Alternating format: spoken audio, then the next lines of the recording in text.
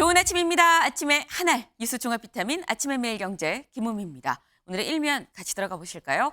매일경제입니다. 정부 회송 전담병원 100곳 지정 장기전 대비. 네, 지금 의정 갈등이 계속되고 있는 상황입니다.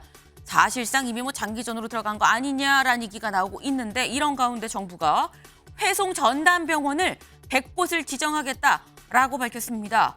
회송 전담병원이 뭐냐? 지금 사실 많이들 대형 병원에 지금 몰리고 있죠. 상급 종합병원이다라고도 얘기를 하는데 쉽게 말하면 대형 병원에 사람들이 많이 몰리는데 꼭 대형 병원이 아니면 안 되는 중증 환자들은 대형 병원에 있지만 그렇지 않은 상대적으로 경증인 환자들은 다른 병원으로 약간 이 중급 병원으로 좀 회송을 한다라는 겁니다. 그렇게 회송을 전담으로 하는 병원을 아예 100곳을 지정을 하겠다라는 거예요. 말 그대로 정부가 장기전에 대비하는 거 아니겠느냐라는 얘기가 나옵니다. 네. 근데 이것만 정부가 이 조치를 취하는 것이냐? 또 다른 조치도 또 다른 액션도 좀 같이 취하는 것으로 보입니다. 다음 기사 볼까요? 한국일보입니다. 군의관 공보위 오늘부터 4주간 20개 병원에 파견. 네, 지금 의사가 부족하다라고 얘기를 하고 있습니다. 병원들. 그러다 보니까 군의관과 공보위를 오늘부터 약 한 달 동안 20개 병원에 파견하겠다라는 게 정부의 지금 조치입니다. 중대본 군의관 20명, 공보위 138명을 투입하겠다라고 밝혔습니다.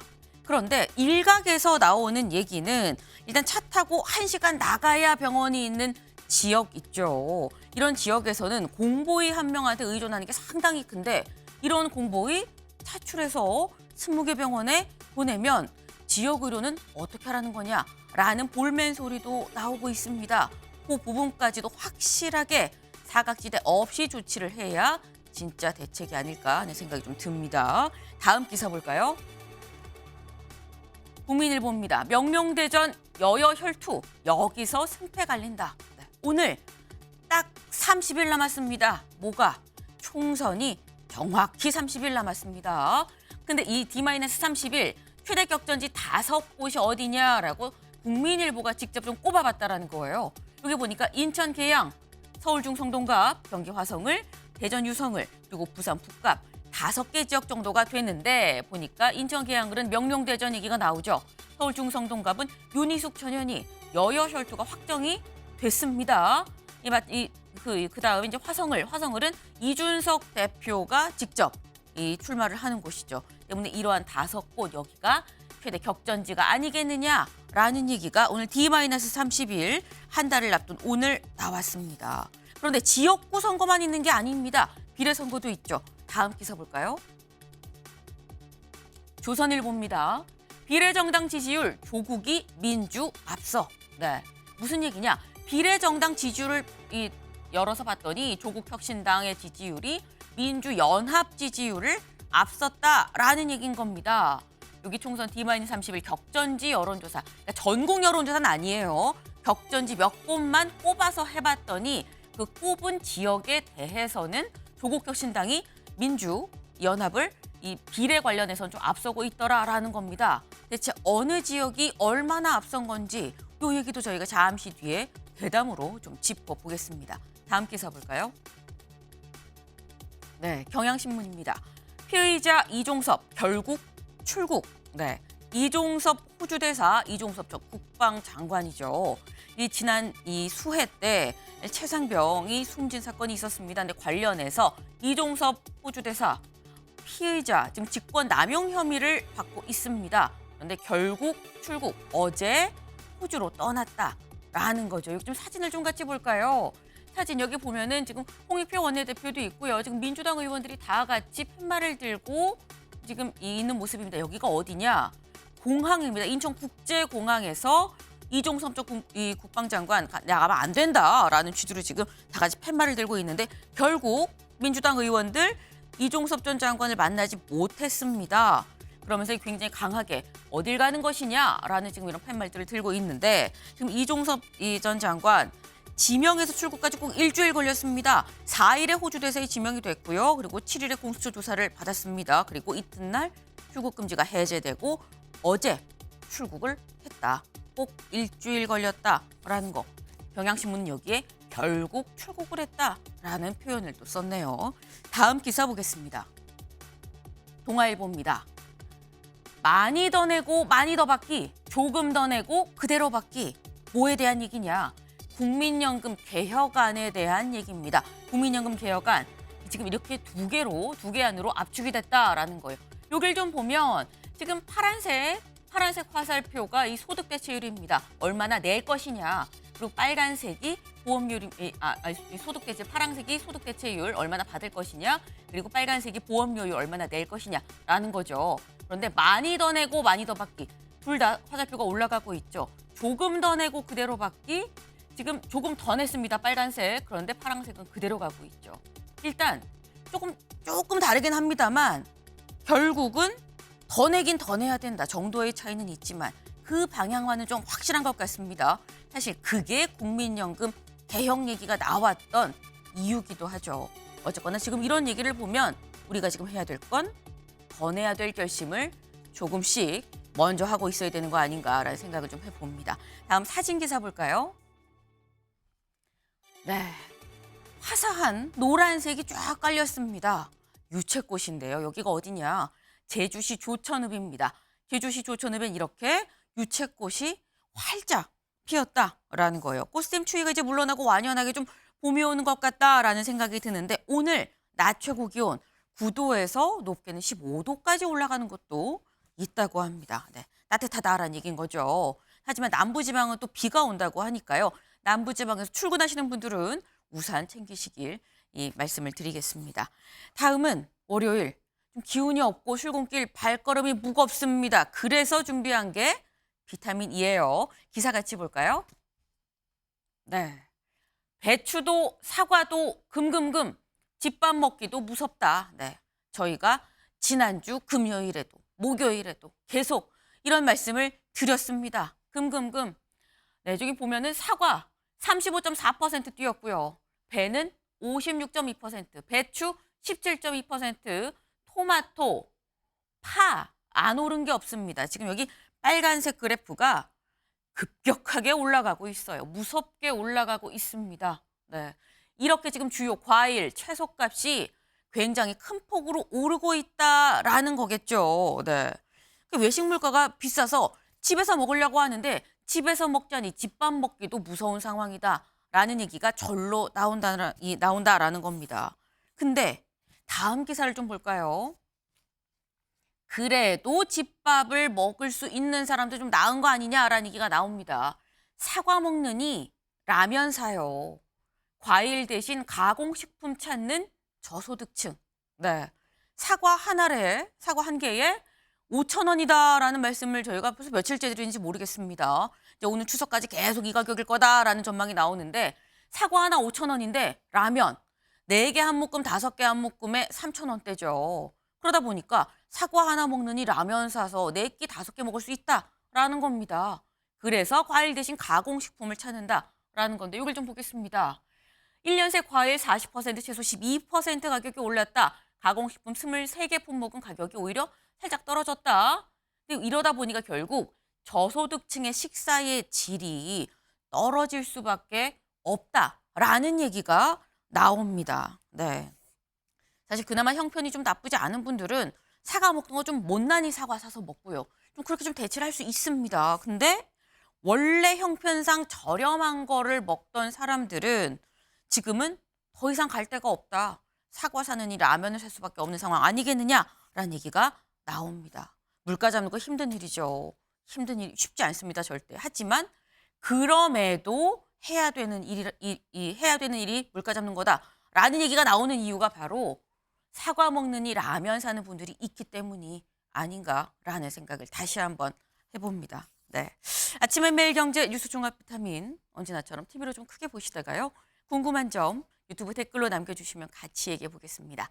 오늘 함께해 주실 분들 소개합니다. 안녕하세요.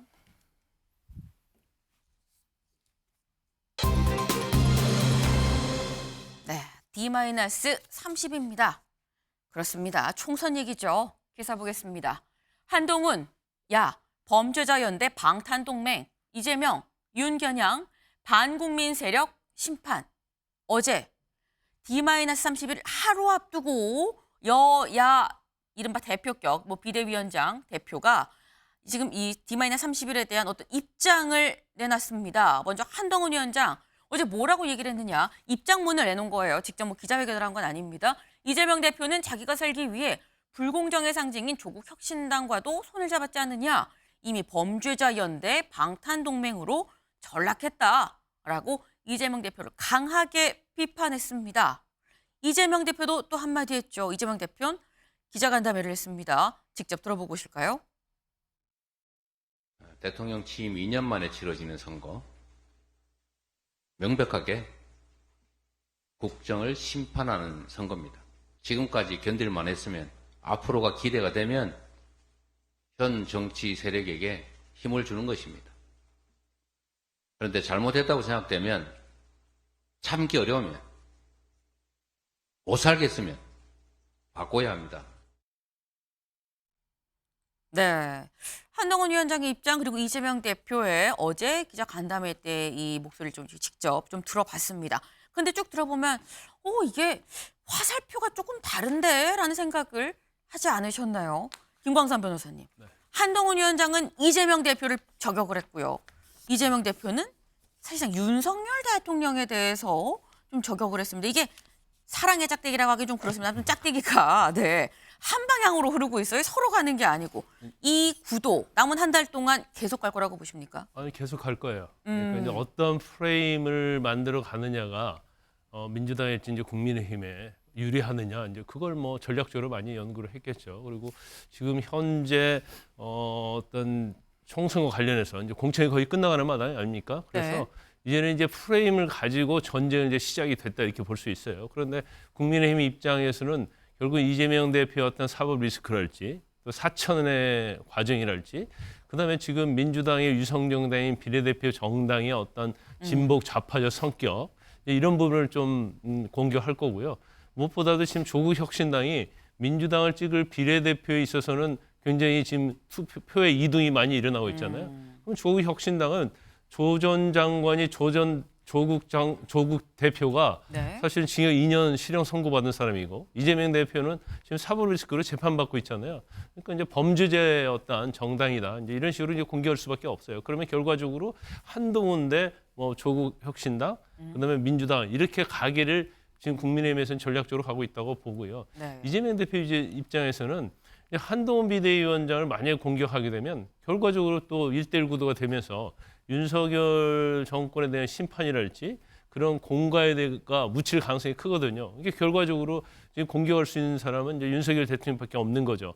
그래서 아마 이제 30일 남았는데 이재명 대표랄지 민주당 입장에서 보면 이제까지 어떤 총선에서 정권 심판론이 상당히 먹혔다 이렇게 생각하고 있는 것 같아요. 네. 그래서 이제 집중적으로 지금 공격을 할 것이고 이제 시작이 불과하다고 봅니다. 그렇지만 결과적으로 보면 이제 공천을 어느 쪽이 더 공정하게 했느냐 문제와 그다음에 인물이 누구냐 이제 그런 부분들이 상당히 총선에 영향이 미칠 것이다 봅니다. 네. 일단 이렇게 한 방향 오르는 화살표는 남은 30일 동안도 계속될 거다. 그런데 여기서 관건은 지금 공천을 얼마나 잘했느냐 그리고 인물이 얼마나 뛰어난 인물로 났느냐. 사실 어떻게 보면 같은 얘기일 수도 있어요. 얼마나 괜찮은 인물한테 공천을 줬느냐라는 게 관건이 될 수 있다라는 말씀을 하시는 거죠. 남은 한 달 지금 김광삼 변호사님은 인물이다 제대로 공천하는 게 제일 중요하다라고 말씀하셨는데 오늘 신문 다음 신문 좀 같이 볼까요? 이렇게 좀 얘기를 했습니다. 지금 관건은 이거다. 공천 논란 수습. 심판론, 세대 투표율, 총선 D-30, 3대 변수가 승패를 좌우할 거다라고 얘기를 했습니다. 그런데 다음 기사까지 좀 보겠습니다. 한국일보 또 이렇게 봤어요. 요동치는 서울 표시, 물론 이제 서울이라고 좀 국한을 하긴 했습니다만 공천 잡음, 부동산, 언더독이 승부를 가른다. 그러니까 공천 잡음 얘기는 좀 비슷해요. 이걸 어떻게 수습하느냐. 아까 이 앞서 있었던 경향에서도 똑같은 부분을 좀 지적을 했죠. 근데 여기서 나오는 건 부동산이 있고요. 언더독입니다. 언더독. 아래에 있는 개를 얘기를 하는 거죠.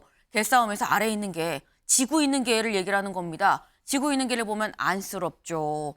동정이 갑니다. 이 동정표가 어떻게 가겠느냐. 이게 승부를 가를 것이다 라고 봤습니다. 지금 조금씩 지금 신문마다 이번 이 총선의 이 관전 포인트가 좀 다르다. 요게 좀 변수다라고 찍는 게 좀 다른데 주원규 위원님. 네. 이번 총선 변수 뭐라고 보십니까?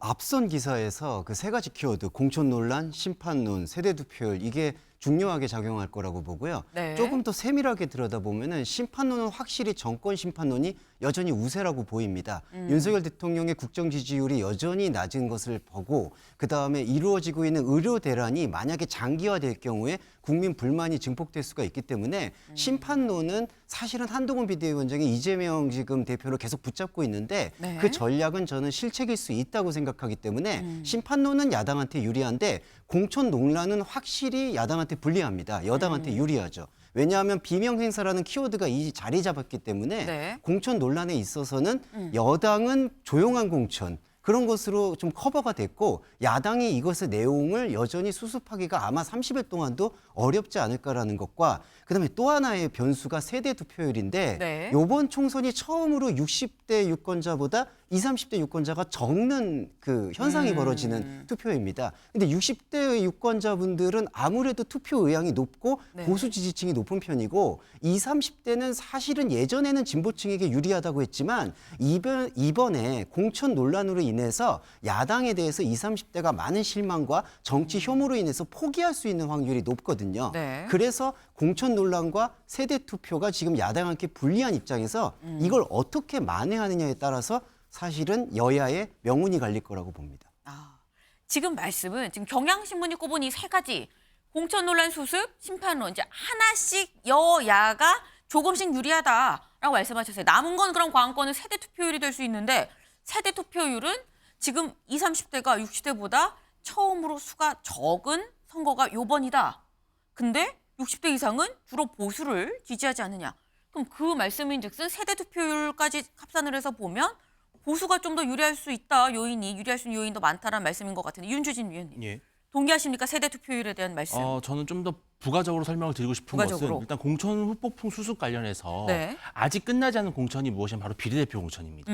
지금 이 비례대표 공천이 상당히 내관이 될 수 있는 것이 일단 국민의힘 같은 경우는 소위 말하는 찐윤 후보 혹은 윤핵관 후보들이 다시 공천에 등장하면서 국민들에게 부정적인 여론을 환기시킬 수가 있고요. 네. 지금 민주당 쪽에서는 소위 말하는 진보당 계열, 과거 통진당의 후신이라고 하는 다소 극단적인 성향을 보이는 후보들이 지금 전진 배치가 되고 있습니다. 이런 부분이 상당히 어떤 논란, 이념적 논란을 가져올 가능성이 있기 때문에 이것이 앞으로 공천에 있어서는 중요한 변수고요.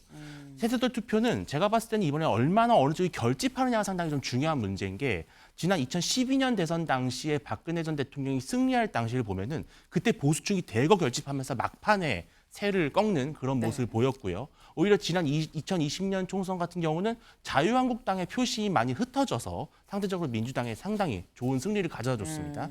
이번에 보면은 지금 민주당의 지지율이 다소 떨어진 이유 중에 하나가 바로 민주당의 정통 지지층이라고 할 수 있는 4050 세대에서 네. 이번에 공천 논란을 보면서 바로 이 세대가 사실은 친문에 상당히 좀 그 우호적인 성향을 갖고 있거든요. 좀 많이 이탈을 한 것으로 보이고 하지만 국민의힘은 지금 20대와 60, 70대를 중심으로 해서 견고한 지지세를 보이고 있어요. 저는 그래서 앞으로 남은 것이 아까 말씀하신 세대별 투표의 면에서 얼마나 각 세대가 결집해서 결국 투표장에 나오느냐. 이것이 매우 중요한 변수라고 봅니다. 네. 일단 주원규 의원님도 그렇고 윤주진 위원님도 그렇고 세대 투표율로 봤을 때는 이번 공천 파동 때문에 민주당이 좀 표가 빠진 경향이 없잖아 있다. 그래서 상대적으로 국민의힘이 좀 유리하지 않겠느냐라는 전망을 공통적으로 지금 내놓으셨습니다. 그래서인 건지 다음 기사를 좀 볼까요? 국힘 170석으로 원내 일당 여소야대 구도 유지될 것. 네. 국민의힘 170석으로 원내 일당 될 거다라는 전망도 나왔습니다. 반면에 물론 여소야대의 현재 구도가 유지가 될 거다라는 얘기도 같이 나왔습니다. 이게 누가 있느냐? 지금 매일경제가 지금 선거 전문가 4명한테 의석수 어떻게 보십니까? 라고 물어봤어요. 근데 먼저 한 명 한 명씩 좀 얘기를 좀 보겠습니다. 여기 좀 볼까요? 엄경영 시대정신연구소장, 국민의힘의 압승을 예상했다. 그는 국민의힘 170석, 민주당 116석을 전망했다라는 거예요. 그러면 말고 두 번째 보겠습니다. 민주연구원 부원장 출신인 최병천 이 신성장 경제연구소장, 국민의힘 165석, 민주당 115석으로 민주당의 대패를 점쳤다.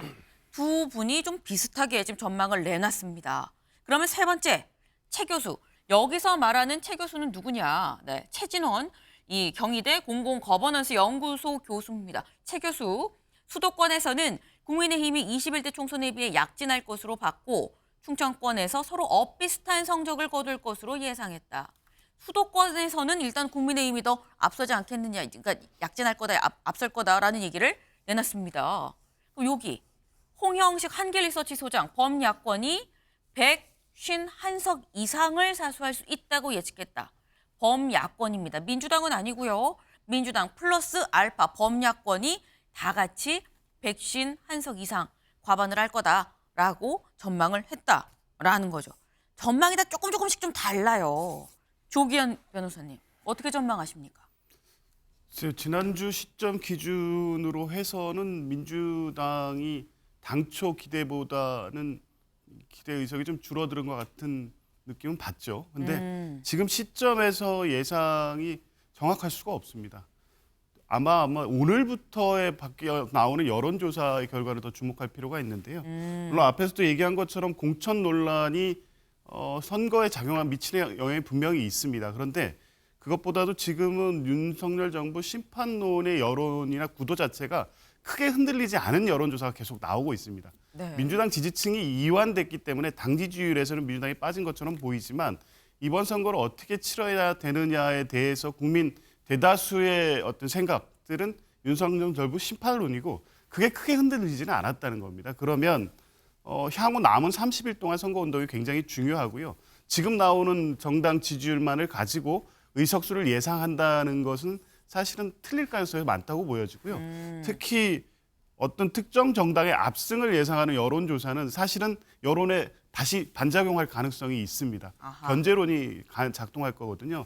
여전히 국민 다수의 생각이 정권 심판론이라고 하면 민주당 공천 과정에서 실망한 여론 때문에 지금 지지율에서 이탈이 발생을 했지만 그렇다고 국민의힘이 압승하는 선거를 허용할 수 있느냐 이런 견제론이 생길 수밖에 없거든요. 그래서 민주당 지지층 결정 꼭 그게 아니더라도 다시 결집하는 분위기가 형성되고 있기 때문에 오늘자 기준으로 의석수를 정확하게 예상하기 어렵지만 어느 한 당의 절대적 압승은 생기지 않을 것 같다는 게 제 생각입니다. 네. 지금 어디가 압승할 거다라는 전망이 있으면 그 반작용으로 견제 심리가 작용을 하지 않겠느냐. 그러기에는 30일이 상당히 긴 시간이다라는 말씀을 하셨어요. 다만 어느 한쪽이 압승하진 않을 것 같다라는 개인적인 의견도 좀 덧붙여 주셨는데 사실 각 당 굉장히 지금 예민하게 시선을 곤두세우고 있을 겁니다. 그리고 많은 정보들을 다 지금 보고를 받고 취합을 하고 있겠죠. 그리고 이 정보의 정점은 각 당 대표가 있지 않을까 싶습니다. 한동훈 위원장, 이재명 대표 이 두 사람은 각 당의 의석수 어떻게 전망을 하고 있을까요? 직접 들어보시죠. 어떻게든 단 1석이라도 우리가 1당이 되는 것이 현실적인 목표고 좀 욕심을 낸다면 151석을 확보하는 것입니다. 저는 어디 조사에 서울 여론조사가 민주당 24%, 국민의힘 40몇 프로 나왔다는 그런 얘기도 있던데 전에 서울시장 선거에 한명숙 총리가 10몇 프로 진다고 그랬었죠, 그게. 실제 뚜껑을 열어보니까 0.2 몇 프로던가?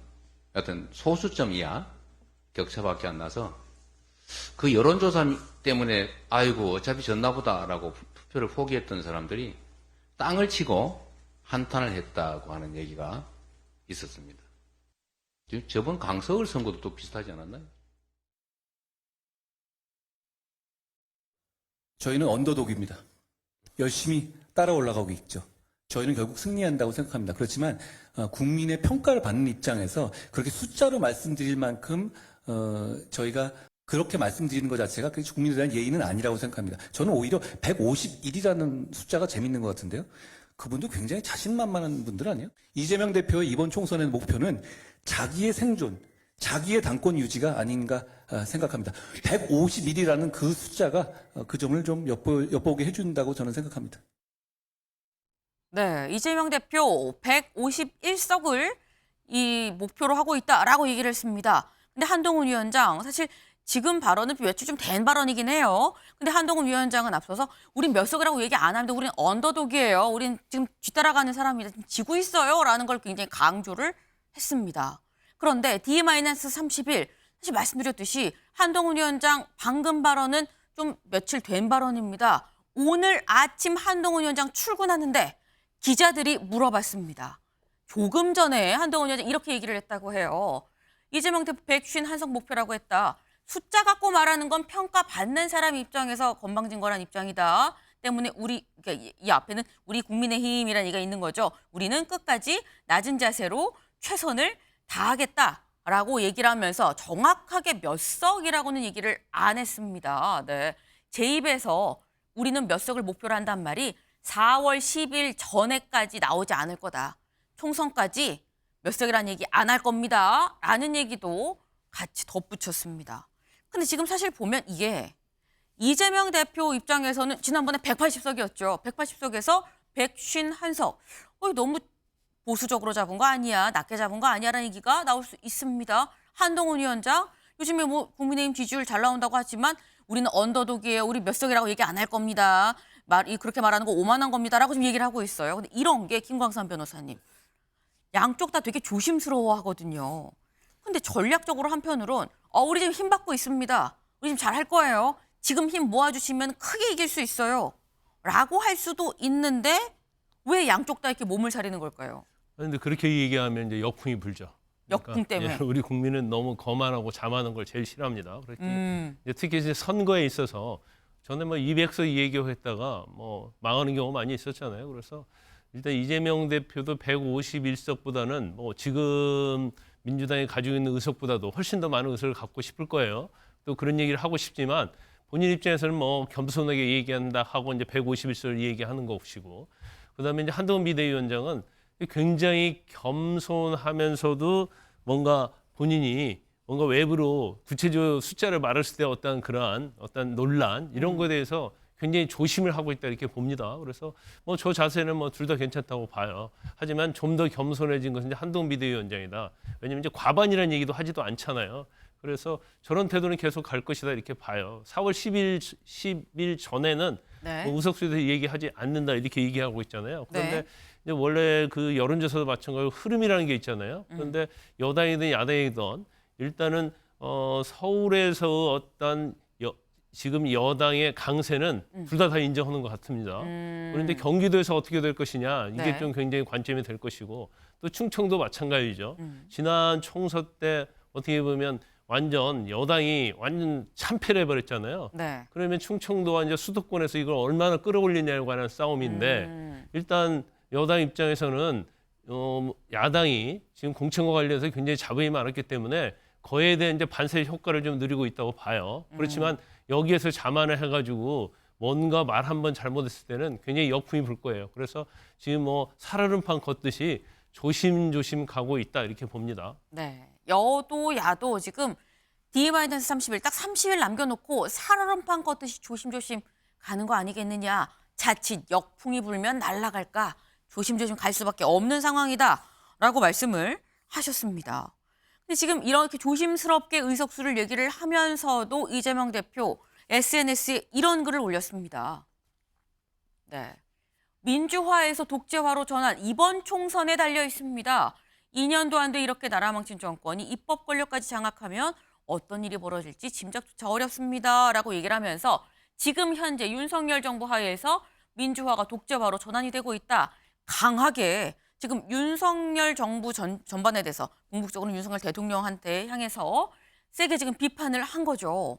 지금 의석수는 낮게 얘기하고 있지만 공세는 최대화, 화력을 최대화해서 지금 이 공격을 하고 있다라는 겁니다. 근데 이렇게 하면 이거 받아칠 사람 그럼 한동훈 위원장 다음에 나오겠지 하지 않으셨나요? 한동훈 위원장이 아닙니다. 누가 받아쳤느냐? 이 사람입니다. 네, 개항을 해 맞상대죠. 원희룡 후보입니다. 원희룡 전 국토부 장관. 네. 민주당을 이재명 사당화한 이재명 독재 체제부터 해체해야 한다.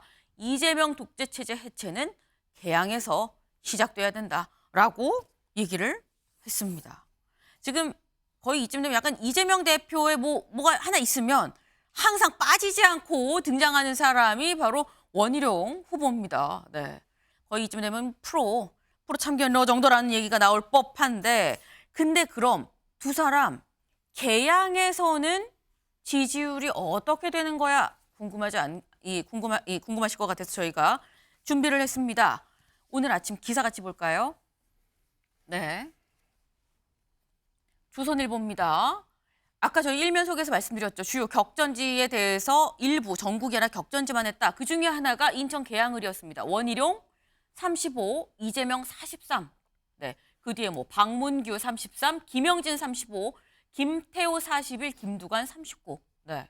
지금 보면 계양을, 분당갑, 수원병, 양산을, 마포을 정도를 쭉 지금 다 여론조사를 지금 실시를 했습니다. 해서 보니까 비슷비슷해요. 사실 계양을을 제외하고 다른 곳은 다 오차 범위 내에 격차입니다. 다만 계양을은 원희룡 35, 이재명 43, 8%포인트 차이인 거죠. 그렇다고 한다면 이건 오차 범위 밖의 수치입니다. 여길 볼까요? 봤더니 연령대별로 20대, 60대, 70대는 원희룡, 30대, 40대, 50대는 이재명이더라. 여기는 이 연령대별, 이 세대별 이 차이가 확실하게 좀 드러나는 상황이다라는 건데, 근데 얼마 전에 나온 다른 여론조사는 좀 달랐는데 싶으실 겁니다. 그 여론조사도 저희가 좀 준비를 해봤습니다. 이건 한국갤럽 여론조사입니다. 한국갤럽 조사는 원희룡 41, 이재명 45입니다. 네. 41, 45, 4%포인트 차이인 거죠. 오차 범위 내에 이 접전이다라고 볼 수 있습니다. 주원규 의원님, 네. 어떤 게 맞는 겁니까? 그 둘 다 이제 추세를 다 단정할 수는 없겠지만 그래도 어떤 의미에서는 좀 겨뤄볼 만한 승부처가 됐다. 여기에 대해서는 의견의 여지는 없는 것 같습니다. 네. 이제 과거처럼 계양을이 야당에게 압도적인 지지를 보여줘서 이재명 대표가 압도적으로 치고 나가는 모양새를 확실히 보여주지는 못하고 있다. 지금 오차범위 밖에서의 나온 여론조사도 사실은 그렇게까지 차이가 벌어지지 않은 걸로 미루어 봤을 땐 확실히 우상향되어 있다라는 것으로 좀 진단해 볼 수 있겠고요. 이런 부분들이 앞으로의 이재명 대표의 그 선대위 활동에 어떤 영향을 줄지도 변수가 될 것 같습니다. 네. 이제 공동선대위원을 조금 더 자신도 필드에서 공동선대위원장으로 뛰게 될지 네. 아니면은 선대위원장을 다른 분께 맡기고 여기 지역구 선거에 올인하게 될지 이런 부분에 따라서 원희룡 그 전 장관의 몸값은 점점 더 올라가게 되지 않겠는가 이렇게 예측할 수가 있겠고요. 근데 여기서 저는 조금 더 하나를 첨언을 해보자면 네. 이재명 저격수로는 원희룡 전 후보 혼자만으로 조금 적절하지 않을까. 한동훈 비대위원장이 너무 이재명 대표에게 올인하는 모습을 보이고 있어요. 왜냐하면 겸손의 모습을 보여주신다면은 집권 여당으로서 미래 아젠다를 보여줘야 되는데 네. 그게 아니라 자꾸만 기승전 이재명 대표의 어떤 실정과 약점만 걸고 넘어지는 언더독이라면 그게 과연 집권 여당의 비대위원장의 모습이겠느냐. 그러니까 역할 분리를 해서 이재명 저격수는 이제 원희룡 후보에게 맡기고 한동훈 비대위원장은 미래 어젠다에 집중하는 그게 오히려 여당에게 유리할 거라고 봅니다. 네, 지금 주원규 의원님 말씀은 이겁니다. 그렇다고 하면 개항을 해서 이재명 대 원희룡은 오케이. 근데 이재명 대 원희룡 한동훈 1대2로 싸우는 건 좀 비겁한 거 아니야? 라는 말씀을 하시는 것 같아요. 네, 김광선 변호사님. 근데요, 이 원희룡 후보가 개항을 해서 같이 이재명 대표와 맞붙기는 하는데 거기는 254 지역구 중에 일부예요. 네. 그래서 이 선거 자체는 이재명 대 한동훈 프레임으로 가야지 국민의힘에서는 사실은 승산이 있는 거예요. 단지 원희룡 후보가 개항을 해서 계속 이재명 대표를 공격하면 결국 개항을 선거에서 원희룡 후보가 이기려는 그런 의도밖에 보이지 않고 그렇게 비판하면 이게 전국적 파급 효과가 전혀 없거든요. 네. 그러면 결과적으로 뭐 당대표 대 당대표 싸움이 돼야 하는 거고 그리고 지금 뭐 미래의 어젠다랄지 그런 것은 보여주지 않는다고 하는데 지금 언론에서는 정책보다도요 양당 대표의 서로의 말싸움, 서로에 대한 공격 이런 거에 집중하는 거예요. 사실 정책 같은 걸 계속 발표하고 있는데도 정책은 다 묻히는 거예요. 그런데 이번 총선뿐만 아니고 대선 때도 마찬가지고요. 모든 선거 때는 정책 자체는 별로 국민들이 큰 관심이 있는 사람이 많지 않아요. 그러다 보니까 오히려 누가 누구를 공격하고 어떤 얘기를 했느냐에 관심이 많다 보니까 언론의 스포트라이트가 그쪽으로 넘어가서 그렇지 양당도 마찬가지예요. 정책은 계속 발표하고 있는 거예요. 그런데 국민의 관심을 못 받고 있는 거죠. 네.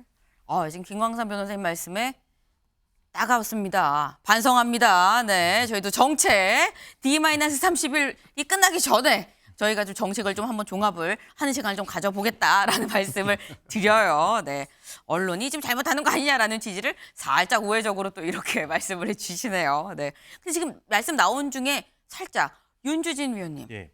아까 얘기 중에 나온 게 이재명 대표가 개항에서만 좀 집중을 해야 될 수 있다라는 얘기도 나왔거든요. 이재명 예. 대표가 개항에 발이 묶일 가능성은 얼마나 된다고 보십니까? 근데 저는 개항을 주민들이 지난 지방선거 당시 보궐선거에서 네. 왜 이재명 당시 대선 후보에게 왜 표를 줬을까요? 저는 지역 구민들이 자신들의 지역 대표를 뽑는 심리는 딱 두 가지가 있다고 생각을 합니다.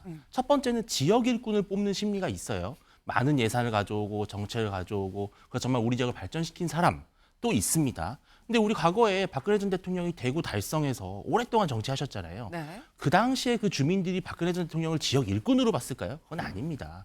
국가의 지도자로 본 거죠. 그러니까 저는 개항을 주민들이 그 당시에 이재명 대표에게 기꺼이 한석의 국회의원의 자리를 허락해 준 이유는 이재명 대표가 지역 일꾼으로도 물론 열심히 하겠지만 네. 이 나라를 이끌어가는 민주당의 지도자로서 정말 좀 개항을 대표하는 그런 개항이 우리나라 정치의 좀 중심지가 됐으면 하는 저는 그런 마음도 있다고 보거든요. 저는 이재명 대표가 이렇게 개항을로 계속 집중하면 집중할수록 네. 바로 원희룡 전 장관이 이 놓은 덫에 빠지는 겁니다.